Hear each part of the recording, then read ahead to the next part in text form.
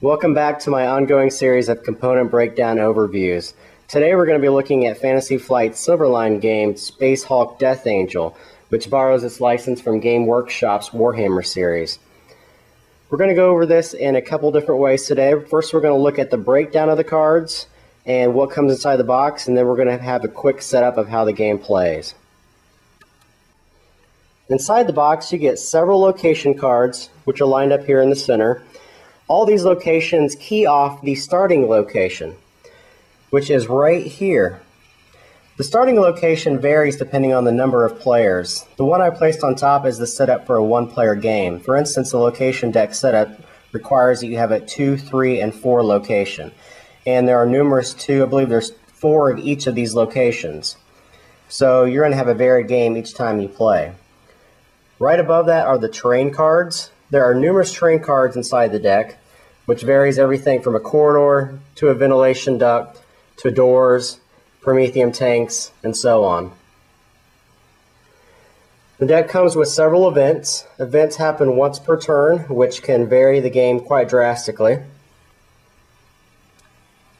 There is a large stack of Genestealer cards, which have on the reverse side a picture of a Genestealer and an icon which directs their movement within the game. The game also comes with 2 Broodlords, and those come into play on specific locations, usually the last location that you visit in the game. There are 6 different unique groups that shipped with this, and each of the groups has 2 Space Marines per squad. And within those Space Marine squads, you have they're all color coordinated. There's 3 cards that pertain to each group. Now they all say the exact same thing, and we'll zoom in here. They say attack, move and activate, and support. Now each one has different text on them though, so most of them key off the leader of that group. For instance, the one here under attack refers directly to the librarian himself, who is the squad leader in this squad. There's also small tokens included for each one of the different squadrons, and those are just placed in front of the players, so it's an easy reference point on who is controlling which squad and where they fall up in the formations. Again, as I said, this can be played 1 player and 6 player. There is 1 die which has 3 skulls on it and 3 non-skulls. The skulls are used for hitting Genestealers, and the other ones are used for other various combinations off of the cards themselves.